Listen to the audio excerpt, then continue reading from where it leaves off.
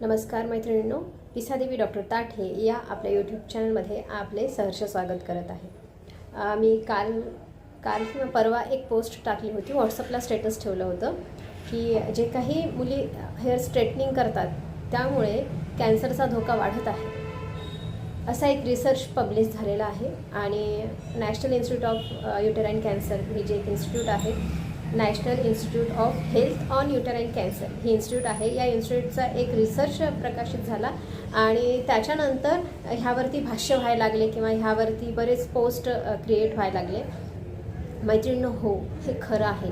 जे म्हणजे मला सर्वात कॉमनली विचारला जाणारा प्रश्न आहे पेशंटकडून किंवा रादर बऱ्याच जणांकडून जे बघतात माझे ज्या मुली बघतात माझे केस, की तुम्ही काय वापरता किंवा तुम्ही काय लावता, काय यूज करता। तर सर्वात अगोदर तर हेअर्स हे नॅचरलीच तुमचे सुंदर असणं फार गरजेचे आहे। तुम्ही त्याला कितीही प्रोडक्ट्स, कितीही स्ट्रेटनिंग करा किंवा कितीही प्रोडक्ट्स लावा, ते जे नैसर्गिक जे सौंदर्य आहे ते कुठल्याही प्रोडक्ट्सने प्राप्त होत नाही। पण त्यातल्या त्यात जे आपल्याला नैसर्गिकरित्या प्राप्त झालेले आहे त्याचं संरक्षण करणं आपल्या हातात आहे। आणि हे जे काही आपण वापरतो स्ट्रेटनिंगमुळे, मग बऱ्याचदा प्रश्न होतो की स्ट्रेटनिंग आहे म्हणजे तो रिसर्च जेव्हा मी डिटेल वाचला तेव्हा मला त्याच्यात लक्षात आलं की त्यांनी हे पण नमूद केलेलं आहे, त्यांनी 11 वर्ष हा रिसर्च केला आहे। 11 वर्ष रिसर्च केल्यानंतर त्यामध्ये त्यांनी 33,497 स्त्रियांवरती अभ्यास केला। त्यामध्ये त्यांना पर्सेंटेज जे आढळलं की मॅक्झिमम पर्सेंटेज ज्या मुली कॉमनली हेअर स्ट्रेटनिंग करायच्या त्यांच्यामध्ये गर्भाशयाचा कॅन्सर होण्याचा धोका हा जास्त आढळला। बरं, का मग? म्हणजे काय संबंध केसांचा स्ट्रेटनिंग करण्याचा आणि गर्भाशयाचा काय संबंध?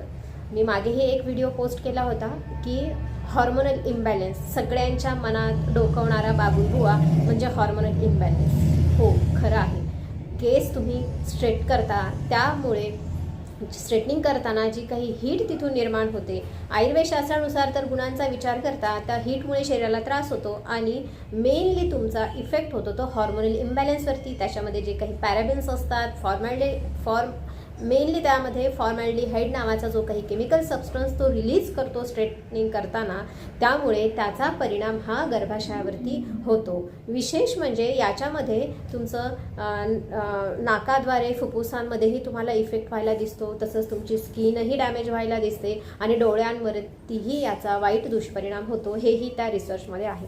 मुद्दामून ह्या गोष्टी तुमच्या समोर सांगावेशा वाटतात कारण हे दुष्परिणाम आपल्याला आत्ता सध्याच्या जनरेशनच्या ज्या यंग मुली आहेत त्यांच्यामध्ये केस स्ट्रेट करण्याचं फार फॅड आहे। म्हणजे दर 2-3 महिन्याला किंवा काही प्रोग्राम असेल, म्हणजे जसं पूर्वी काय होतं, फक्त मेहंदी लावणं हा एक उपाय असायचा केसांच्या कुठल्याही याच्यासाठी पूर्वीच्या काळापासून, कारण ते नैसर्गिक असायचं। तो विशिष्ट पाला आपण कुटायचो किंवा लावायचो किंवा काही विशिष्ट आयुर्वेदिक वनस्पती आपण कुटून त्या लावायचो। पण आता झालंय काय, अवेलेबिलिटी केमिकल्सच्या खूप झालेल्या आहेत, कंडिशनर आलंय, शॅम्पू वेगवेगळ्या पद्धतीचे आलेत आणि सर्रास हेअर वॉशचं प्रमाण वाढत आहे, तेल लावण्याचं प्रमाण कमी झालेलं आहे, दूध पिण्याचं प्रमाण कमी झालेलं आहे, वजन वाढेल म्हणून तूप खाण्याचं प्रमाण मुलींमध्ये कमी झालेलं आहे। मग विचार करा, एवढे सारे जर प्रमाण तुमचं जो आहारच तुम्हाला नीट मिळत नाहीये, तुम्ही वरतून कितीही स्ट्रेट करा, वरतून कितीही हेअर वॉश करा, स्पा करा, त्याला इफेक्ट होईल का? नाही। जर स्ट्रेटनिंग करत आहात तर त्यामध्ये एकतर तुमच्या त्याचं केसांचं जे नैसर्गिक टेक्स्चर आहे ते बिघडेल, त्याचा जो नरमपणा, मऊपणा आहे तो बिघडेल, तो जो नॅचरल जे सौंदर्य आहे केसांचं ते टिकून नाही राहणार, स्प्लिट्स यायला लागतील, तो जो निस्तेजपणा केसांमध्ये दिसायला लागेल, जे तुम्ही वेगवेगळे इन्स्ट्रुमेंट्स त्याच्या किंवा केमिकल्स केसांच्या संपर्कात आल्यानंतर केसांचं नैसर्गिक सौंदर्य गमावण्याची शक्यता जास्तीत जास्त असते। आणि हे काही तात्पुरतं नाही राहत, म्हणजे तुम्ही स्ट्रेट करताय मग तेवढ्या पुरतच त्या केसांचा इफेक्ट नाही राहणार किंवा तेवढेच केस खराब नाही होणार, तर ह्याचा परिणाम केसांच्या मुळाशी व्हायला लागतो।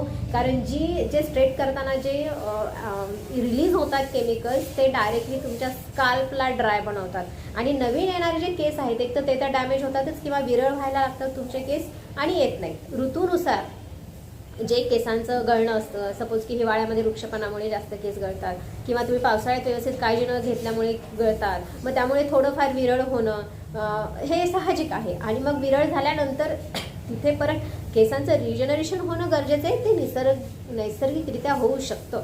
पण आपण काय करतो, आपण एक तर खाण्यापिण्याकडेही लक्ष देत नाहीत, आपली जी काही नियमित मासिक पाळीमधली नियमितता आहे आपण त्याकडेही लक्ष देत नाहीत। बऱ्याच जणांचं म्हणणं असतं तुम्ही जे वापरता ते आम्हाला द्या, म्हणजे तुम्ही जे ऑइल वापरता, शॅम्पू वापरता, व्हॉटेवर सो, पण मी जे वापरते किंवा ज्यांचे लॉंग केस आहेत किंवा ज्यांचे केस छान आहेत ते वापरून आपले होणार नाहीत केस चांगले, तर आहाराचाही यात फार मोठा भाग आहे. आणि मुद्दामून हा व्हिडिओ म्हणजे माझा या अगोदरचा केसांचा व्हिडिओ आहे, त्यामध्ये मी डिटेल केसांची कशी काळजी घ्यावी ते सांगितलेलं आहे. त्याची लिंक मी डिस्क्रिप्शन बॉक्समध्ये देईलच. आणि आताही मुद्दामून तुमच्या सर्वांना सांगत आहे, कारण स्पेशली जेव्हा स्त्रीकडे आपण बघतो तेव्हा तिचे केसांचं सौंदर्य सगळ्यात पहिले बघितलं जातं. आणि ह्या केसांचं सौंदर्य तुम्हाला टिकवायचं असेल तर तुम्हाला कमीत कमी केमिकल्सच्या शॅम्पूचा वापर करावा लागेल. तुम्हाला तुमच्या केसांची खरंच काळजी घ्यावी लागेल, कारण लांब केसांची काळजी घेणं हे एवढं सोपं नाही आहे. म्हणजे वीकली आठवड्यातून 2दा धुणं असू दे, याबद्दल डिटेल इन्फॉर्मेशन मी पाठवलेलीच आहे. पण सोबत कमीत कमी प्रोडक्ट्स वापरा. तुम्हाला विथ रिसर्च हे तुमच्यासमोर प्रूव्ह झालेलं आहे आता की हार्मोनल इम्बॅलन्समुळे जे काही फॉर्मॅल्डिहाइड, पॅराबिन्स हे जे प्रिझर्वेटिव्ज वापरतात हेअर स्ट्रेटनिंग करण्यासाठी, आणि त्या प्रिझर्वेटिव्हचा परिणाम, त्या केमिकल्सचा परिणाम आपल्या हॉर्मोन्सवरती होतो आणि गर्भाशयावरती त्याचा डायरेक्टली परिणाम होऊ शकतो. म्हणजे हे काही फक्त आता केमिकल रिॲक्शन झाली लॅबमध्ये आणि निदर्शनास आले असं नाही, तर हा 11 वर्षाचा रिसर्च आहे. हा खूप विचार करून करण्यात आलेला रिसर्च आहे आणि त्याचा कुठेतरी तुम्ही विचार करावा अशी वेळ आलेली आहे. त्याच्यामुळे रिॲक्शन्स खूप जास्त आल्या होत्या स्टेटसवरती की बऱ्याच जणांना माहीतही नव्हतं. म्हणजे अवाक करणारे रिॲक्शन्स होत्या, हे कसं होऊ शकतं. तर उत्तर सोपं आहे आणि आपल्या सर्वांनाही ते माहिती आहे. हे म्हणजे हॉर्मोनल इम्बॅलन्स. ह्यापासून, या शब्दापासून तुम्ही काही नवीन नाही आहे, हे आता खूप कॉमन शब्द झालेला आहे हॉर्मोनल इम्बॅलन्स. आणि जर केसांचे सौंदर्य टिकवायचे असेल तर खरंच लक्ष देणं गरजेचं आहे.